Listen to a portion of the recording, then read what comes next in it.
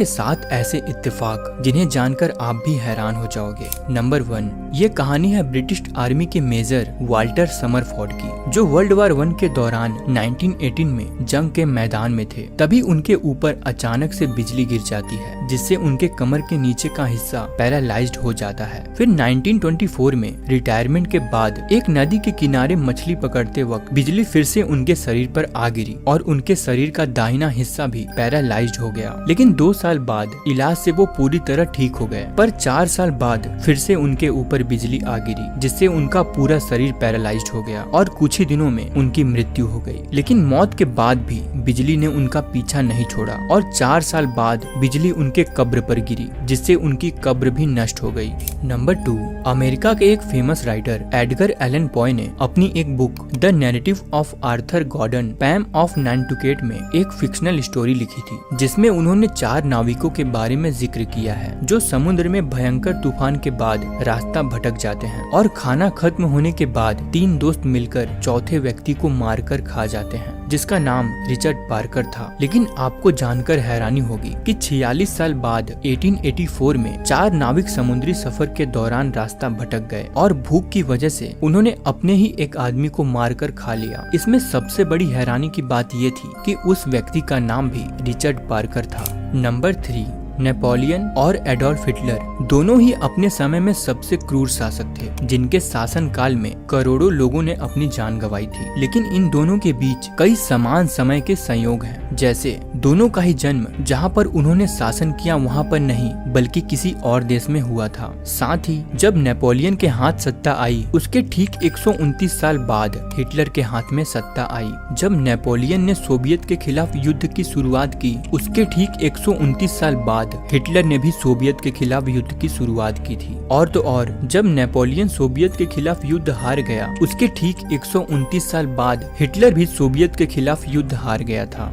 Number 4, Ohio में रहने वाली सिर्फ 15 साल की एक लड़की ने 2 जुड़वा बच्चों को जन्म दिया, लेकिन कम उम्र होने के कारण वो इन बच्चों की परवरिश नहीं कर सकती थी। इसीलिए इन दोनों बच्चों को ओहायो में रहने वाली 2 अलग अलग फैमिलीज ने अडॉप्ट किया। लेकिन अलग अलग रहने के बाद भी इन दोनों भाइयों में ऐसे संयोग बने जिसे आज तक बड़े बड़े ह्यूमन बिहेवियर के स्पेशलिस्ट और साइकोलॉजिस्ट भी नहीं समझ सके। जैसे इन दोनों बच्चों को जिन फैमिलीज ने अडॉप्ट किया था, उन्होंने दोनों बच्चों का नाम जेम्स रखा था। जब वो स्कूल जाने लगे तो दोनों बच्चों का फेवरेट सब्जेक्ट मैथ था, और जब वो बड़े हुए तो दोनों की ही शादी लिंडा नाम की औरत से हुई। शादी के कुछ समय बाद ही दोनों का ही अपनी अपनी पत्नियों से डिवोर्स हो गया। और आपको जानकर हैरानी होगी कि उन दोनों ने ही दूसरी शादी की, और जिससे उन्होंने शादी की उन दोनों ही लड़कियों का नाम पैटी था। यहाँ तक कि दोनों लड़कियों के पहले से एक एक बच्चे भी थे, जिनका फर्स्ट नेम जेम्स ही था। 39 साल बाद जब ये दोनों भाई मिले और उन्होंने अपने लाइफ में हुए इन समान संयोग को एक दूसरे से साझा किया, तो दोनों हैरान हो गए। ये दोनों भाई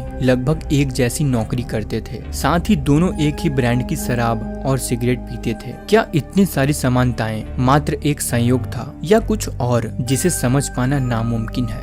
नंबर 5, 21 मई साल 2001 में एक पीसी गेम लॉन्च किया गया था, जिसका नाम डेउस एक्स था। इस गेम की स्टोरी में अमेरिका के न्यूयॉर्क सिटी को दिखाया गया था, लेकिन गेम के डेवलपर्स ने गलती से न्यूयॉर्क के ट्विन टावर को गेम में ऐड करना भूल गए। जब इस गलती का पता गेम कंपनी को चला कि वो गेम में न्यूयॉर्क सिटी के नक्शे में वर्ल्ड ट्रेड सेंटर को ऐड करना भूल गए हैं, तो उन्होंने गेम की कहानी को ही बदल दिया और उसमें ये दिखा दिया कि एक आतंकी हमले में वो ट्विन टावर तबाह हो गए। हैरानी की थी कि गेम लॉन्च होने के ठीक 4 महीने बाद 11 सितंबर 2001 को आतंकी हमले में इन टावर्स को गिरा दिया गया, जिसमें हजारों लोगों ने अपनी जान गंवा दी, जिसके बाद से ये गेम भी काफी चर्चा में आ गई थी। नंबर 6, इस इमेज को ध्यान से देखिए। आपको भी लग रहा होगा कि ये दोनों महिला जुड़वा बहन हैं, लेकिन ऐसा नहीं है। इस इमेज में दिख रही पहली महिला 1950s की एक फेमस इजिप्शियन एक्ट्रेस जुबैदा थारवट है, और दूसरी महिला आज के समय की हॉलीवुड की एक फेमस एक्ट्रेस जेनिफर लॉरेंस है। हैरानी की बात है कि दोनों की शक्ल हूबहू मैच होती है और दोनों के काम भी, बस समय अलग अलग है।